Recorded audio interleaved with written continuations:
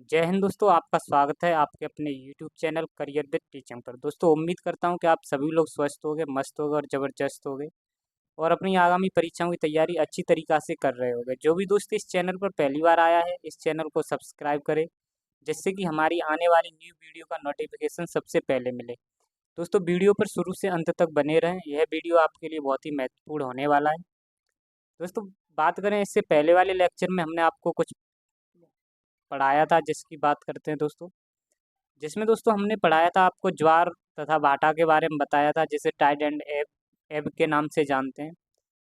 दोस्तों मैंने आपको चंद्रमा के भी बारे में बताया था इससे पहले वाले लेक्चर में। थोड़ा आपका रिवीजन करा देता हूं दोस्तों। चंद्रमा के बारे में अगर बात करते हैं तो चंद्रमा दोस्तों एक पृथ्वी का एक प्राकृतिक उपग्रह है, और जिस पृथ्वी के और चंद्रमा के बीच की दूरी अगर हम दूरी की बात करते हैं तो 3,84,400 किलोमीटर दूरी है। और दोस्तों चंद्रमा जो है वो उसका परिक्रमण काल और घूर्णन काल दोनों समान है। अगर दोस्तों जिस तरीके से हमारी पृथ्वी सूर्य की परिक्रमा करती है एक दीर्घ वृत्ताकार पथ पर, तो कभी दोस्तों पृथ्वी हमारे सूर्य के पास पहुंच जाती है, कभी हमारी पृथ्वी सूर्य से दूर पहुंच जाती है। उसी तरीके से दोस्तों हमारा उपग्रह है चंद्रमा, हमारा उपग्रह दोस्तों चंद्रमा है, जो कि दोस्तों चंद्रमा भी पृथ्वी की एक दीर्घवृत्ताकार पथ पर पृथ्वी की परिक्रमा करता है। कभी तो दोस्तों चंद्रमा पृथ्वी के पास में आ जाता है और कभी यही चंद्रमा पृथ्वी से दूर चला जाता है।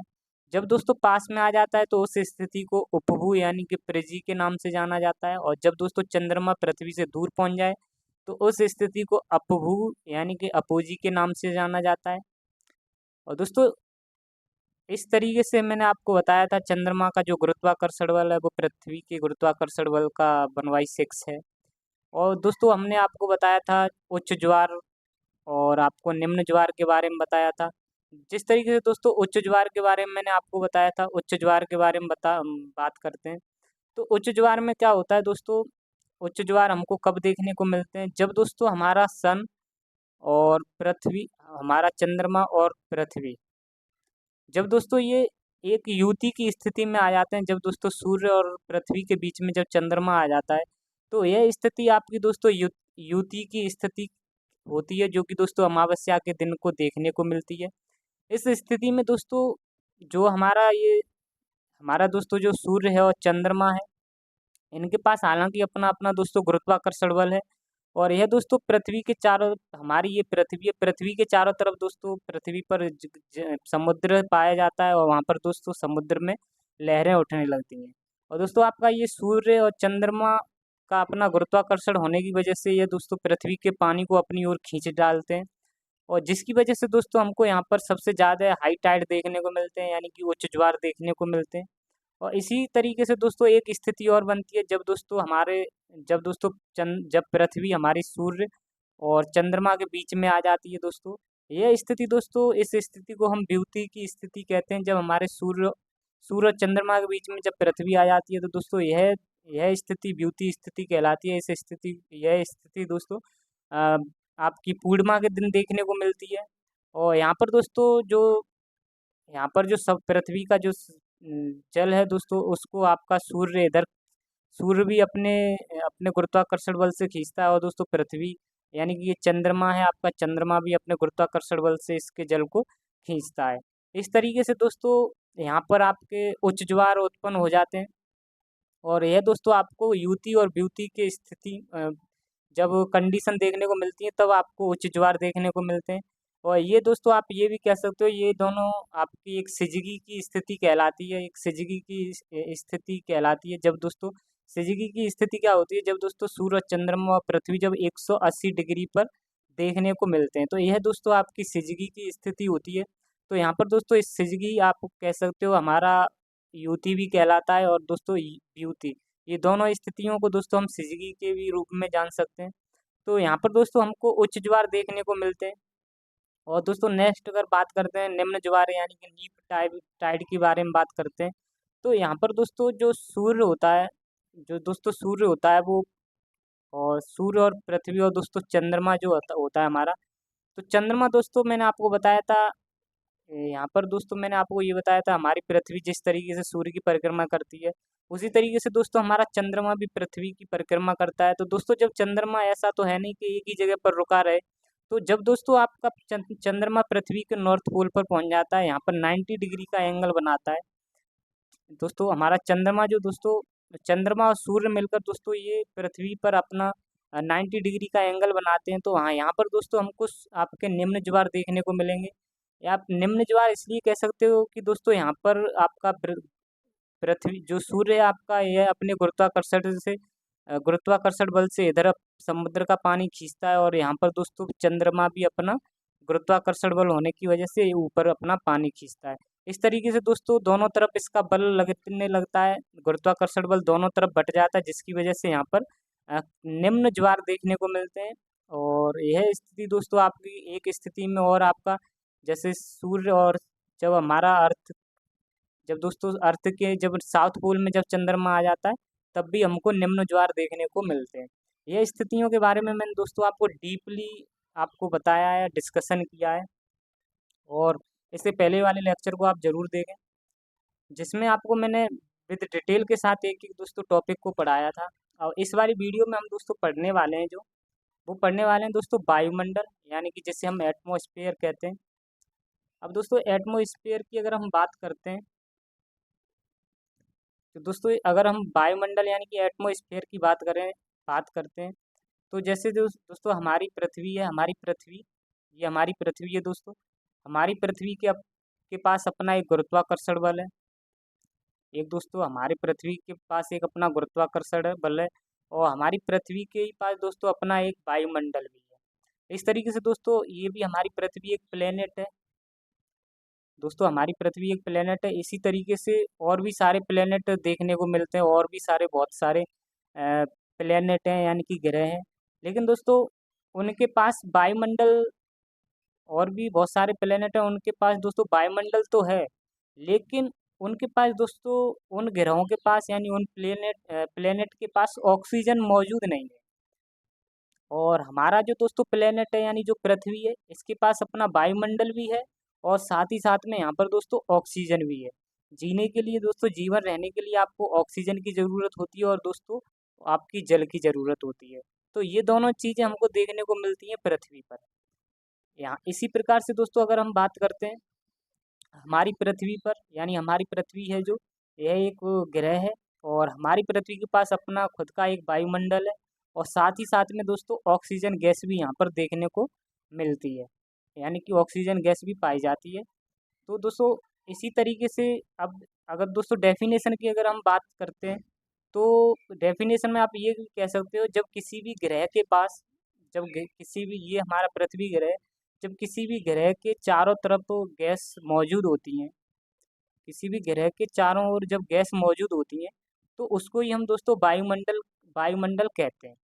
कोई भी ग्रह हो, चाहे दोस्तों हमारा ग्रह हो, चाहे कोई दूसरा ग्रह हो, अगर उनके पास चारों तरफ गैस मौजूद हैं, गैस से प्रेजेंट हैं, तो उसको हम दोस्तों वायुमंडल यानी कि एटमॉस्फेयर कह सकते हैं।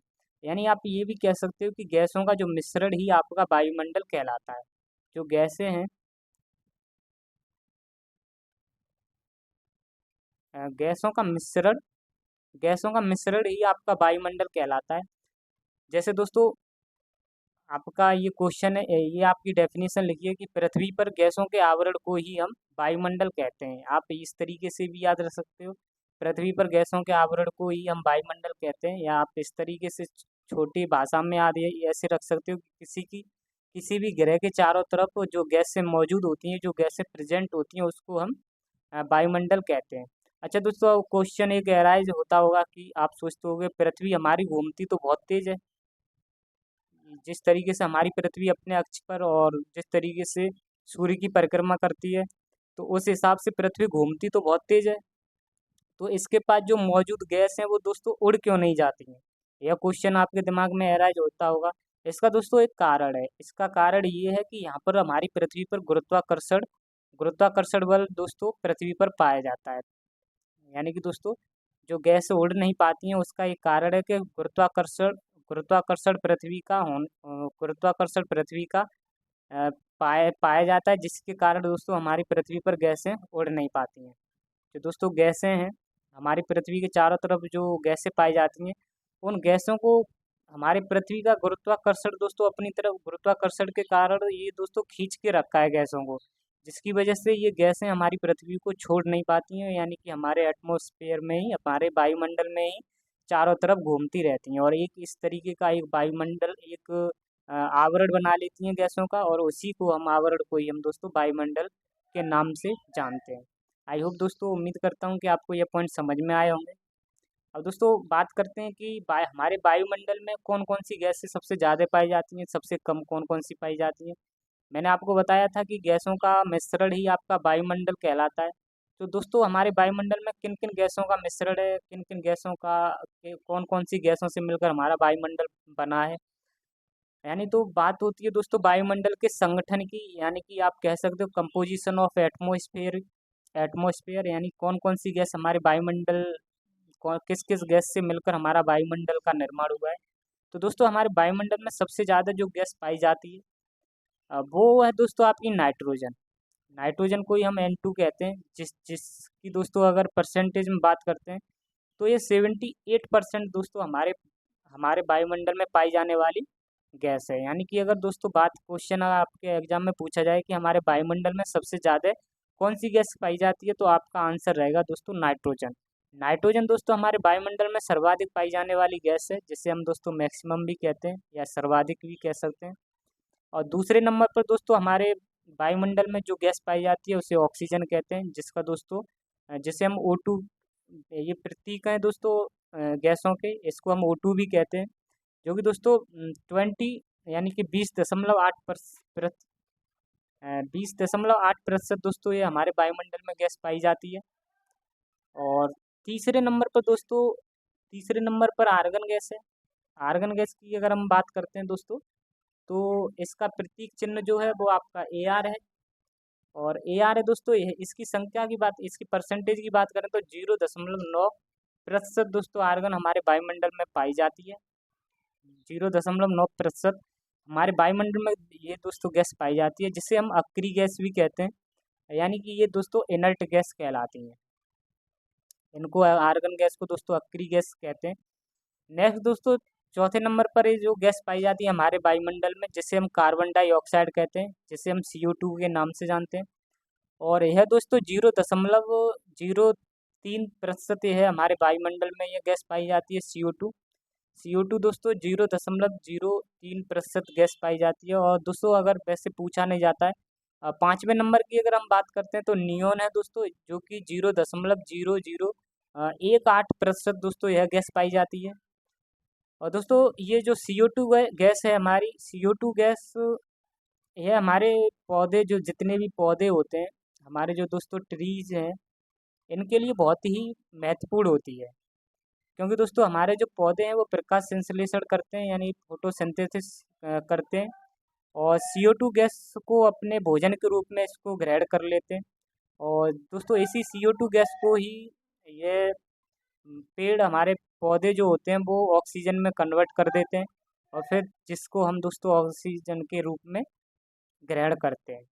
यानी दोस्तों सबसे पहले जो पौधे होते हैं वो आपकी CO2 गैस को ग्रहण करते हैं, फिर जब ये फोटोसिंथेसिस करने के बाद दोस्तों, यानी जब हमारे दोस्तों पौधे आपके फोटोसिंथेसिस करते हैं तो आपकी ये CO2 गैस लेते हैं, और फिर दोस्तों CO2 गैस लेने के बाद ये आपका CO2 को ऑक्सीजन में कन्वर्ट कर देते हैं, और दोस्तों ये रिलीज जो कर देते हैं आपकी ऑक्सीजन गैस को रिलीज कर देते हैं।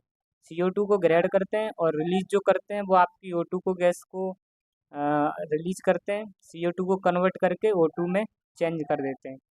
और यह दोस्तों हमारी जो कार्बन डाइऑक्साइड है, इसको, यह हमारी कार्बन डाइऑक्साइड है ग्लोबल वार्मिंग के लिए भी सबसे ज़्यादा रेस्पॉन्सिबल होती है, जिसकी वजह से दोस्तों हमारी पृथ्वी का तापमान निरंतर बढ़ता जा रहा है। और ये CO2 गैस जो है दोस्तों हमारी ग्रीन हाउस गैस का ही गैस में से एक गैस है। और ग्रीन हाउस गैस की अगर हम बात करते हैं, ये क्या होता है दोस्तों, ग्रीन हाउस गैस वह गैस होती हैं जो पृथ्वी के टेम्परेचर को बढ़ाने के लिए रेस्पॉन्सिबल होती हैं, यानी कि जो दोस्तों जो ऐसी गैसें जो हमारे पृथ्वी का टेम्परेचर बढ़ाने के लिए जिम्मेदार हैं, उन गैसों को ही हम दोस्तों ग्रीन हाउस गैस कहते हैं। और यह जो CO2 है, ये दोस्तों इन ग्रीन हाउस गैस में भी सबसे ज़्यादा जो जो रेस्पॉन्सिबल है वो आपकी CO2 गैस है। इन दोस्तों ग्रीन हाउस गैस में हालांकि कई सारी गैस होती हैं ग्रीन हाउस गैस, उन गैसों में जो सबसे ज़्यादा हमारे पृथ्वी को नुकसान देती है वो CO2 गैस है। इसलिए दोस्तों लोग कहते हैं, सब लोग कहते हैं कि पेड़ लगाओ, पौधे लगाओ, पेड़ बचाओ। ये क्यों कहा जाता है? क्योंकि दोस्तों जिससे कि हमारे पृथ्वी का टेम्परेचर बढ़े नहीं, और यानी कि CO2 गैस, अगर दोस्तों जब पेड़ कट जाएंगे तो CO2 गैस फिर घूमेगी, जिससे ग्लोबल वार्मिंग भी बढ़ेगी, यानी कि टेम्परेचर पृथ्वी का बढ़ सकता है। तो इसीलिए दोस्तों पेड़ लगाना बहुत ही इम्पोर्टेंट है। नेक्स्ट अगर हम दोस्तों पॉइंट की बात करते हैं, नेक्स्ट है दोस्तों वायुदाब। वायुदाब जिसे हम एयर प्रेशर के नाम से इसको जाना जाता है। अब दोस्तों वायुदाब क्या होता है? वायुदाब की अगर हम बात करते हैं, जैसे दोस्तों शॉर्ट में ये यहाँ पर बता देते हैं कि जब हमारी पृथ्वी, ये दोस्तों हमारी पृथ्वी है दोस्तों, जब हमारी जो पृथ्वी है, ये हमारी पृथ्वी दोस्तों वायु, जो इसके चारों तरफ जो वायु घूम रही है पृथ्वी के चारों तरफ, उस वायु को दोस्तों गुरुत्वाकर्षण के कारण यह पृथ्वी इस वायु को अपनी तरफ खींच रही है, इस वायु को अपनी तरफ खींचती है। तो दोस्तों जो जब वायु इधर खींचेगी, जब दोस्तों वायु इधर आएगी, तो वायु अपना दाब पृथ्वी पर लगाएगी कि नहीं लगाएगी? आप ही बता सकते हो। जब कोई ऊपर से किसी को खींचा जाए तो वो ऑटोमेटिक है कि अपना दाब नीचे क्रिएट करेगा। तो उसी तरीके से दोस्तों ये वायु जो होती है वो हमारी पृथ्वी के ऊपर अपना दबाव डालती है, और इसी इसी को ही हम दोस्तों वायु दाब कहते हैं। इसमें आप इस वर्ड से ही समझ सकते हो, वायु दाब यानी कि वायु का दाब लगना। तो दोस्तों ये इस वायु का दाब कहाँ लगेगा? हमारी पृथ्वी पर लगेगा। तो पृथ्वी पर जब लगेगा दोस्तों, जो कि गुरुत्वाकर्षण के कारण इस ये दाब लगता है, और जिससे ही हम दोस्तों वायु दाब यानी कि एयर प्रेशर के नाम से जानते हैं। अगर दोस्तों वायु दाब की बात करते हैं तो वायु दाब को एक इंस्ट्रूमेंट प्रयोग किया जाता है इसको नापने के लिए। उस इंस्ट्रूमेंट का नाम है दोस्तों बैरोमीटर। बैरोमीटर के द्वारा हम वायु दाब को मापते हैं। वायु दाब को मापा जाता है बैरोमीटर के द्वारा कि कितना दोस्तों वायु दाब है पृथ्वी पर। इस तरीके से दोस्तों बैरोमीटर का प्रयोग करते हैं। और दोस्तों अगर हम बात करें हमारी पृथ्वी की, जैसे ये हमारी नीले कलर में, ये दोस्तों मैंने आपको बना दिया है कि दोस्तों ये लाइन जो आपकी है नीले कलर की, तो ये दोस्तों हमारी पृथ्वी है कंप्लीट, आप सपोज मान लो। तो हमारी पृथ्वी की जो दोस्तों बाहरी परत होती है, ये दोस्तों जो बाहरी परत होती है, इसको हम भूपर्पल्टी या क्रस्ट के नाम से जानते हैं। और इस भूपर्पल्टी जो है दोस्तों, जो क्रस्ट है, इस क्रस्ट के ऊपर दोस्तों जितना भी पॉसिबल, जितने भी जो हमारे मानव हैं, जैसे कि हम लोग, और जो भी दोस्तों वनस्पति है, वो सभी की सभी दोस्तों आपकी भूत प्रॉपर्टी पर ही देखने को मिलती है।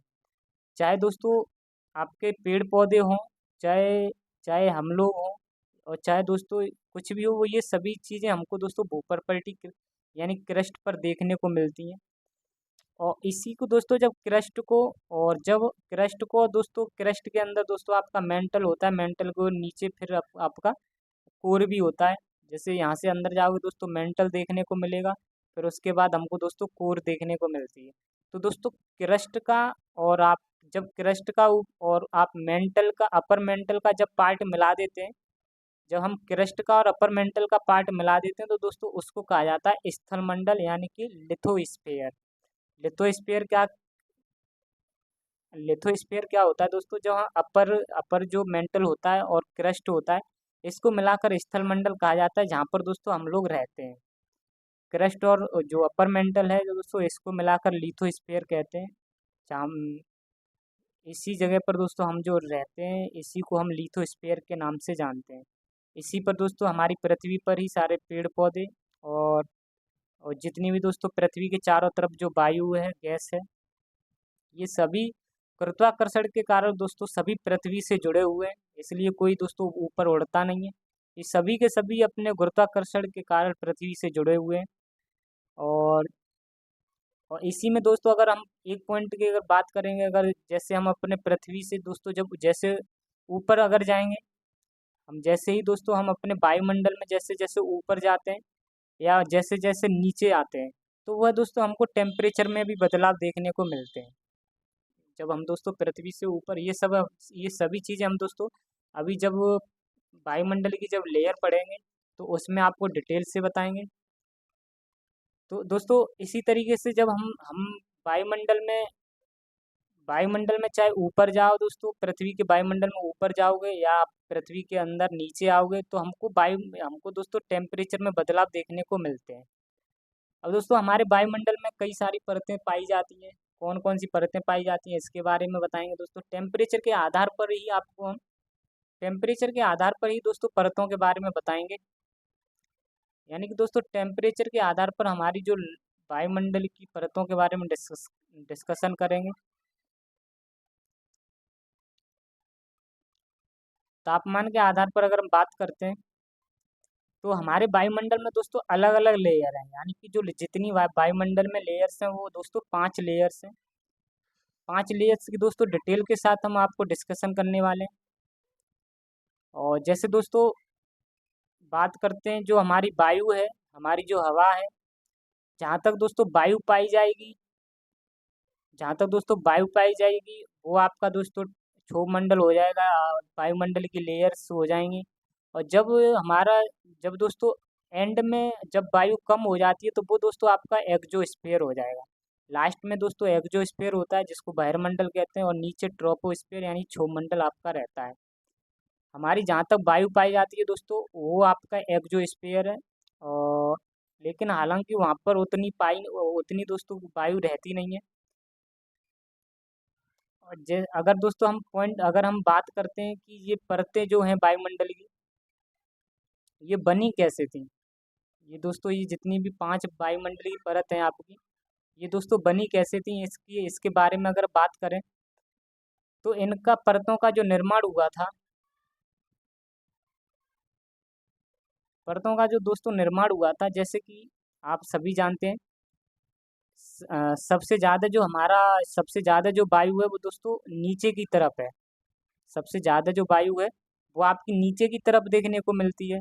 और ऊपर वाली जो हवा है दोस्तों, ऊपर जो हवाएं हैं उन इन हवाओं का नीचे वजन पड़ता है। ऊपर वाली जो हवाएं हैं इन सभी की सभी हवाओं का नीचे वजन पड़ता है। नीचे एक वजन पड़ता है दोस्तों। और नीचे जब वजन नीचे जब ये दोस्तों वजन पड़ता है इसी तरीके से हमारी वायुमंडल की परतें बन जाती हैं। जिस तरीके से दोस्तों वजन पड़ता जाता है उस तरीके से हमारी वायुमंडल की परतें बन जाती हैं। जैसे सबसे ज़्यादा वायु नीचे होती है, फिर उस सबसे नीचे नीचे वाली परत पर दोस्तों सबसे ज़्यादा नीचे हवा वायु होती है, फिर ऊपर वाली जो वायु होती है वो नीचे वाली परतों पर वजन डालती है अपना, और जिसकी वजह से दोस्तों हमको वायुमंडल की परतें बन जाती हैं। और उसी के आधार पर हमने दोस्तों इन परतों को डिवाइड किया है, जो कि 5 परतें हैं। और 5 परतों में दोस्तों सबसे पहले की अगर बात करें तो पहली जो परत है दोस्तों उसको हम ट्रोपोस्फियर कहते हैं। पहली जो परत है दोस्तों, हालांकि इसको डिस्कशन करेंगे। पहली परत दोस्तों ट्रोपोस्फियर, जिसे हम क्षोभमंडल के नाम से भी जानते हैं, और जो कि दोस्तों आपकी 2 तरीके से पढ़ी जाएगी। फिर उसके बाद दोस्तों पहली दो ट्रोपोस्फियर हो गई, दूसरी स्ट्रेटोस्फियर जिसे हम समताप मंडल के नाम से जानते हैं, और तीसरी दोस्तों आपकी मीजोस्फियर मध्यमंडल के नाम से जिसे जाना जाता है। और एक है दोस्तों आपकी आयनोस्फीयर जिसे थर्मोस्फीयर कहते हैं, जिसे आयन मंडल कहते हैं। एक्सोस्फीयर आपकी बहिर्मंडल के नाम से जानी जाती है। जैसे दोस्तों ये लाइन आपकी मान के चलो, ये पृथ्वी का हमारा ये ध्रुव है, जिसे हम दोस्तों ये हमारी पृथ्वी है दोस्तों 23.5 डिग्री पर झुकी हुई है। ये हमारा दोस्तों पृथ्वी का नॉर्थ पोल है, 23.5 डिग्री पर झुकी हुई है। ये दोस्तों हमारा नॉर्थ पोल है, और ये हमारा दोस्तों आप समझ सकते हो ये हमारा है इक्वेटर यानी कि भूमध्य रेखा। तो दोस्तों हम जब पृथ्वी के नॉर्थ पोल से यानी ध्रुव से जब 8 किलोमीटर जाते हैं, और भूमध्य रेखा यानी कि आपकी जो इक्वेटर है यहाँ से दोस्तों 18 किलोमीटर तक जाएंगे, तो इसके बीच वाले एरिया को दोस्तों जो मिलेगा इसी को हम दोस्तों ट्रोपोस्फियर यानी कि क्षोभमंडल कहते हैं। ये दोस्तों एक तरफ हमारा ध्रुव है, आपको बता देता हूँ ये पृथ्वी पर ध्रुव है, और ये हमारी दोस्तों भूमध्य रेखा यानी कि इक्वेटर है। जब हम दोस्तों पृथ्वी के ध्रुव से 8 किलोमीटर तक जाएंगे, पृथ्वी के ध्रुव से 8 किलोमीटर तक जाते हैं, और हम दोस्तों पृथ्वी के भूमध्य रेखा से 18 किलोमीटर तक जाएंगे। यहाँ पर ध्रुव से 8 किलोमीटर की ऊंचाई तक जाएंगे दोस्तों, और भूमध्य रेखा से हम 18 किलोमीटर तक की ऊंचाई तक जाएंगे। तो जो हमें दोस्तों यहाँ पर जो वायुमंडल की जो परत देखने को मिलती है, यहाँ पर जो वायुमंडल की परत मिलती है, उसको हम दोस्तों क्षोभ मंडल यानी कि ट्रोपोस्फेयर के नाम से जानते हैं। आई होप दोस्तों, उम्मीद कर रहा हूँ यह पॉइंट आपको समझ में आया होगा। और यहीं पर ही दोस्तों हमको जितने भी आपके इस पृथ्वी के इसी क्षोभ, यहाँ पर ही हम दोस्तों पृथ्वी के क्षोभ मंडल में ही रहते हैं। इसी दोस्तों क्षोभ मंडल में हम रहते हैं। और जितनी भी दोस्तों आपकी प्राकृतिक घटनाएं होती हैं, प्राकृतिक जैसे कि प्राकृतिक घटना में आप कह सकते हो बादलों का बनना और हवाएं चलना, आंधी चलना, ये सभी की सभी दोस्तों आपकी घटनाएं हमको क्षोभ मंडल में ही देखने को मिलेंगी।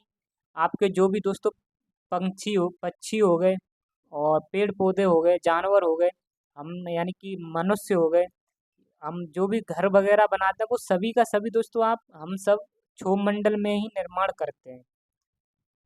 फिर उसके बाद दोस्तों, अगर हम इसको क्षोभ मंडल को डिटेल के साथ जाने, डिटेल के साथ दोस्तों आपको बता देते हैं कि क्षोभ मंडल ये हमारा दोस्तों हो गया। क्षोभ मंडल को हम दोस्तों ट्रोपोस्फेयर के नाम से जानते हैं। और क्षोभ मंडल जो है दोस्तों हमारा वायुमंडल की सबसे निचली परत है। वायुमंडल की यह सबसे निचली परत है, जिसे हम लोएस्ट लेयर ऑफ एटमॉस्फेयर कहते हैं। और ये मैंने आपको बताया, यहाँ पर हमको सभी प्राकृतिक घटनाएं देखने को मिलती हैं, सभी मौसमी घटनाएं घटित होती हैं, चाहे आपके बादल हो गए, बादलों का बनना, और चाहे आपकी बारिश का होना, चाहे पवन का चलना यानी कि हवाओं का चलना।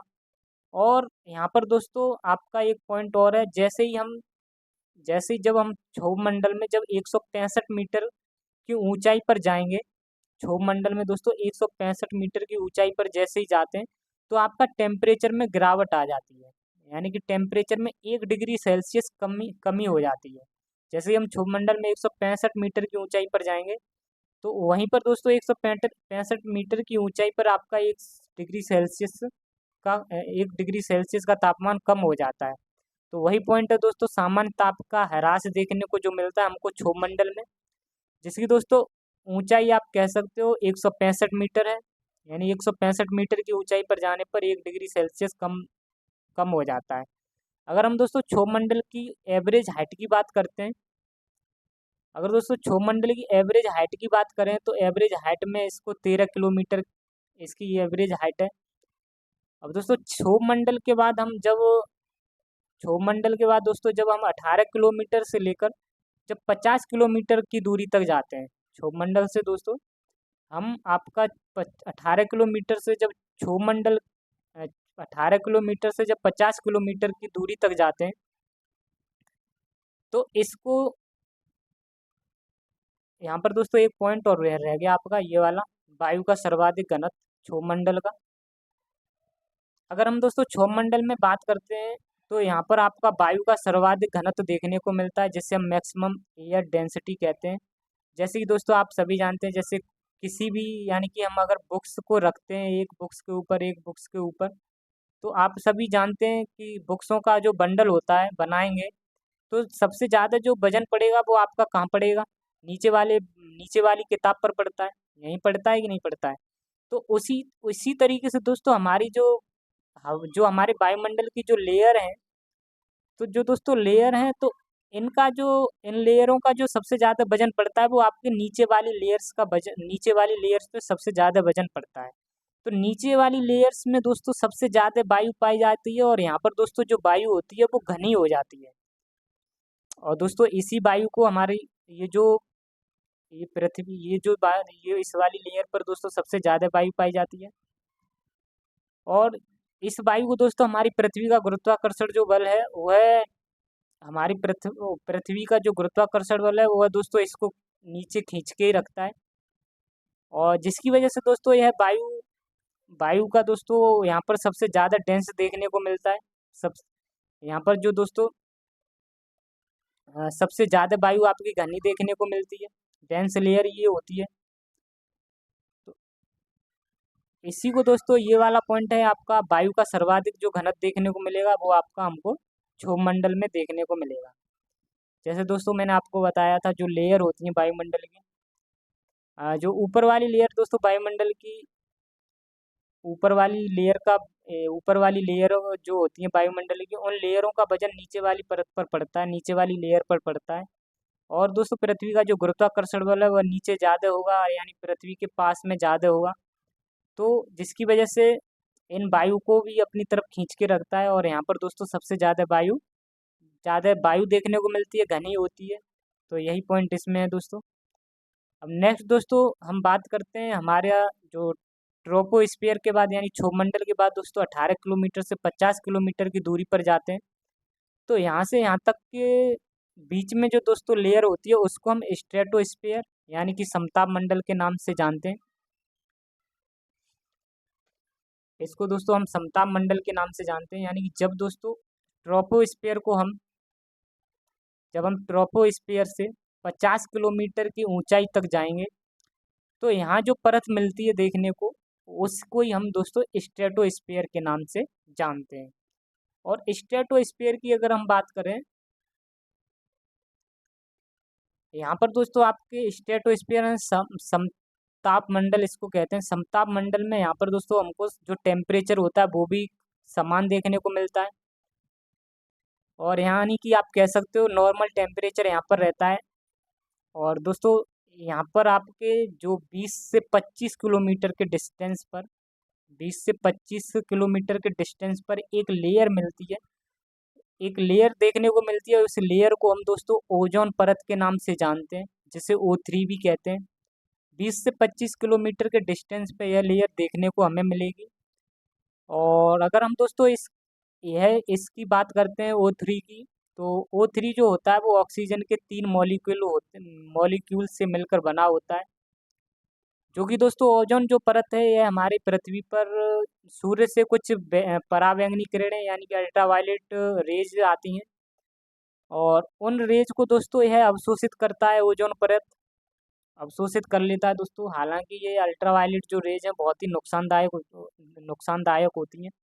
और यही दोस्तों आपकी ओजोन परत जो है, यहाँ पर कभी कभार ये दोस्तों कहीं कहीं पर आपकी पतली देखने को मिलती है। और जब ये दोस्तों ओजोन परत पतली हो जाती है तो इसको ही हम ओजोन छिद्र के नाम से भी जानते हैं। जो सबसे पहले आपने दोस्तों देखा होगा ओजोन लेयर जो हमको देखने को मिली थी, ओजोन लेयर दोस्तों आपकी अंटार्कटिका में देखने को मिली थी, सॉरी दोस्तों ऑस्ट्रेलिया में देखने को आपकी मिली थी ओजोन लेयर। अंटार्कटिका में दोस्तों, हाँ, सर्वप्रथम जो ओजोन लेयर जो थी दोस्तों, ओजोन लेयर जो थी हमको दक्षिणी ध्रुव अंटार्कटिका में देखने को मिली थी। हालांकि अभी इस पॉइंट के बारे में दोस्तों मैं आपको बताऊंगा। इसके बाद इसके ऊपर दोस्तों हमको जो देखने को मिलता है, जब 50 से दोस्तों 80 किलोमीटर की ऊंचाई तक हम जाएंगे तो इसको हम दोस्तों मीजोस्फीयर यानी कि मध्यमंडल के नाम से जानते हैं। दोस्तों अब स्ट्रेटोस्फीयर की जब बात हुई है, इससे पहले तो स्ट्रेटोस्फीयर यानी समताप मंडल के बारे में जान लेते हैं। समताप मंडल क्या होता है? समताप मंडल की अगर बात करें तो दोस्तों इसको स्ट्रेटोस्फीयर के नाम से भी जानते हैं। और स्ट्रेटोस्फीयर जो कि हमारा दोस्तों कितना था, 18 से लेकर, क्षोभमंडल हमारा 18 किलोमीटर तक था। 18 किलोमीटर से लेकर 50 किलोमीटर की ऊंचाई तक जाने पर हमको समताप मंडल देखने को मिलता है। और यहीं पर दोस्तों आपकी एक परत पाई जाती है 20 से 25 किलोमीटर की दूरी तक, जिसे हम दोस्तों ओजोन परत के नाम से जानते हैं। और इस जो कि ओजोन का फॉर्मूला दोस्तों, यह 3 ऑक्सीजन के 3 मॉलिक्यूल से मिलकर बना है आपका ओजोन। और ओजोन को ही हम दोस्तों पृथ्वी का सुरक्षा कवच कहते हैं। क्यों कहते हैं दोस्तों? क्योंकि सूर्य से आने वाली कुछ यूवी रेज यानी पराबैंगनी किरणें होती हैं, और इनसे दोस्तों हमको बचाता है। ओजोन लेयर है दोस्तों यूवी रेज से, यानी यूवी रेज पराबैंगनी किरणों से हमें बचाती है, ये आपकी ओजोन परत। जिससे दोस्तों हमें यूवी रेज से क्या क्या हो सकता है, आपकी स्किन कैंसर हो सकते हैं, मोतियाबिंद हो सकते हैं, इनसे दोस्तों हमको बचाता है आपका ओजोन परत। जब दोस्तों हमारे ओजोन की जब लेयर, आपकी जो ओजोन है, ओजोन परत जब दोस्तों आपका पतला हो जाता है कहीं कहीं, तो उसको ही नाम दे दिया जाता है ओजोन छिद्र यानी कि ओजोन होल के नाम से जाना जाता है। और यह लेयर जो सबसे सर्वप्रथम जो पतली देखने को जो मिली थी वो आपकी दोस्तों साउथ पोल पर देखने को मिली थी, यानी दक्षिणी ध्रुव दोस्तों अंटार्कटिका में देखने को यह मिली थी। और इस दोस्तों ओजोन लेयर की अगर बात करते हैं, आपको उम्मीद करता हूँ कि ओजोन छिद्र क्या होता है ये समझ में आया होगा। ओजोन छिद्र की बात करते हैं दोस्तों, यह जब ओजोन परत पतली हो जाती है, हमारी जो ओजोन, मैंने आपको बताया भी है, जब ओजोन लेयर हमारी पतली हो जाती है उसे ही हम दोस्तों ओजोन छिद्र कहते हैं। और ओजोन परत की जो मोटाई होती है दोस्तों, जो मोटाई होती है इसको जो मापा जाता है वो आपकी डॉप्सन यूनिट से मापा जाता है। डॉप्सन यूनिट होती है जिसके द्वारा हम ओजोन परत की मोटाई को नापते हैं। अगर दोस्तों ओजोन परत की मोटाई अगर 200 डॉप्सन यूनिट से कम हो जाती है तो वो आपका ओजोन होल होल कहलाता है। जब दोस्तों अगर ओजोन परत की मोटाई 200 डॉप्सन यूनिट से अगर कम हो जाए तो आपका ओजोन छिद्र बन जाता है, ओजोन होल कहते हैं जिसे। और यह दोस्तों आपका ओजोन परत है, ओजोन परत को हमारी को प्रभावित कौन करता है, यानी कि जो दोस्तों कुछ गैस हैं उन गैसों की वजह से हमारी ओजोन परत की मोटाई कम हो जाती है। उन गैसों की बात करें तो दोस्तों जिसमें से एक गैस है CFC, जिसे हम क्लोरोफ्लोरोकार्बन के नाम से जानते हैं। और यह दोस्तों हमारी ओजोन परत के लिए बहुत ही नुकसान पहुंचाती है। आप सभी जानते हो, जो अभी हालांकि इस गैस को अभी तो प्रतिबंधित है ये गैस। ये पहले हमारे जो रेफ्रिजरेटर थे, यानी कि जो फ्रीज थे, उन फ्रीजों में दोस्तों यह आपकी CFC गैस पाई जाती थी। CFC को जो दोस्तों बंद किया गया था, इस पर जो बैन लगाया गया था, वो इसके लिए एक दोस्तों मीटिंग हुई थी जिसे हम दोस्तों मॉन्ट्रियल प्रोटोकॉल के नाम से जानते हैं। यह दोस्तों आपकी कनाडा में स्थापित की गई थी। और जो कि 16 सितंबर 1987 को यह मीटिंग हेल्ड हुई थी, यानी कि स्थापित हुई थी। और इसी तारीख को हम दोस्तों ओजोन दिवस भी मनाते हैं। ओजोन दिवस आपका 16 सितंबर को ही मनाया जाता है। और इसी दोस्तों हम समताप मंडल में आपका जो हमारा समताप मंडल है, समताप मंडल में ही हम दोस्तों वायुयान या एरोप्लेन को उड़ा सकते हैं। तो यह दोस्तों वायुयान के लिए आदर्श समताप मंडल होता है। दोस्तों इसी तरीके से मैंने आपको ये बता दिए क्षोभ मंडल, और आपका क्षोभ मंडल हो गया, समताप मंडल हो गया। और इसके बाद दोस्तों 50 से 80 किलोमीटर तक मीजोस्फीयर देखने को मिलता है। 50 से 80 किलोमीटर तक मीजोस्फीयर। और फिर उसके बाद दोस्तों ये हो गया हमारा 50 से 80 किलोमीटर तक। फिर उसके बाद दोस्तों 80 से हमारा 600 640 तक फिर आपका मिलेगा हमको दोस्तों। 640 के ऊपर हमें एक्सोस्फीयर मिलता है, जो कि हमारा दोस्तों 1000 तक होता है। 1000 किलोमीटर तक एक्सोस्फीयर देखने को मिलता है। इन पॉइंटों के डिस्कशन करते हैं दोस्तों।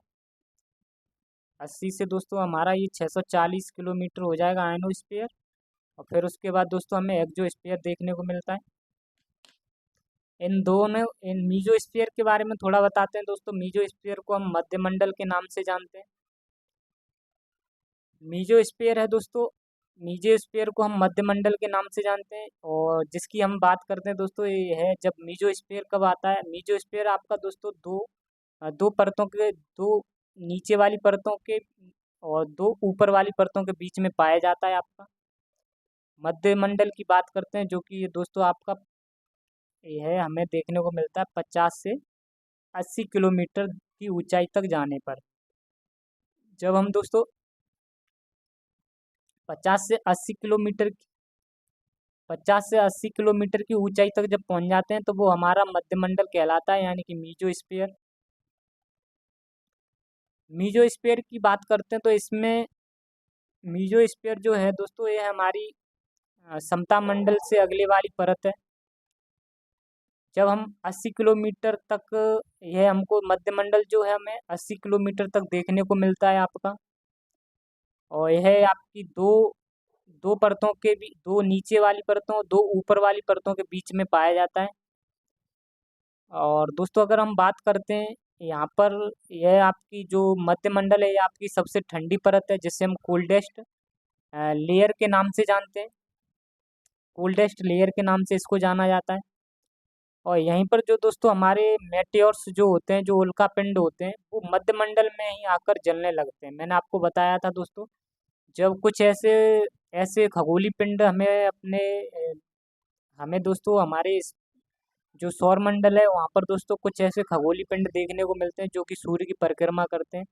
कभी कभार क्या होता है दोस्तों, वो आपके पृथ्वी के गुरुत्वाकर्षण जब पृथ्वी कभी कभार इनको अपनी तरफ अट्रैक्ट कर लेती है, अपने एक दोस्तों गुरुत्वाकर्षण के कारण इनको अपनी तरफ आकर्षित कर लेती है।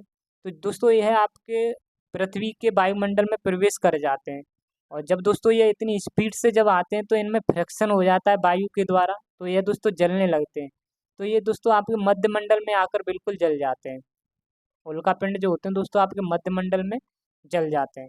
आई होप दोस्तों, उम्मीद करता हूँ कि मध्य मंडल आपको समझ में आया होगा।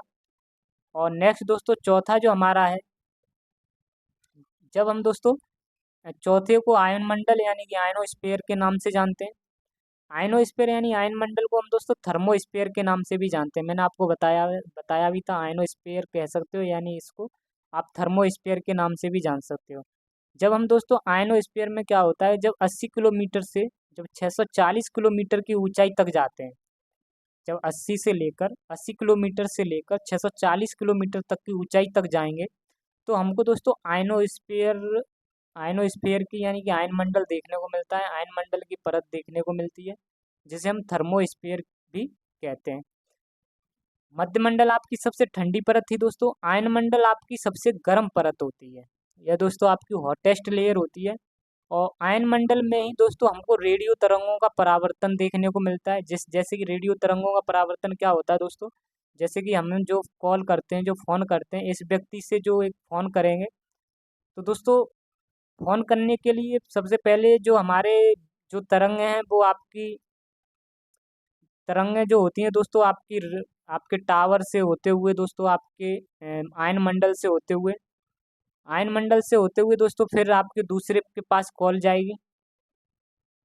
तो जो दोस्तों रेडियो तरंगों का परावर्तन हमको आयन मंडल में देखने को मिलता है, जो हमारी दोस्तों आपके कॉल्स जो होती हैं, फ़ोन से कॉल्स करते हैं, तो वो दोस्तों आपकी आयन मंडल से परावर्तित होकर आयन मंडल में पहले जाएंगी रेस तरंगें, और उसके बाद दोस्तों यहाँ से परावर्तित होकर दूसरे व्यक्ति के पास जाती हैं।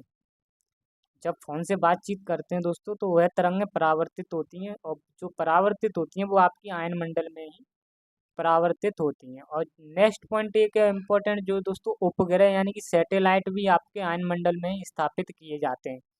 उपग्रह क्या होते हैं दोस्तों, जो मैन मेड जो सैटेलाइट होते हैं, उनको क्या किया जाता है कि पृथ्वी की दोस्तों जानकारी के लिए, जानकारी प्राप्त करने के लिए इनको दोस्तों पृथ्वी की कक्षाओं में छोड़ दिया जाता है, यानी कि स्पेस में इनको छोड़ दिया जाता है।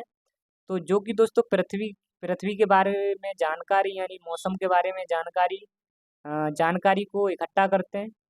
ये सभी आपकी जानकारी उपग्रह लाते हैं, और इन्हीं को दोस्तों उपग्रहों को आपके आयन मंडल में ही भेजा जाता है।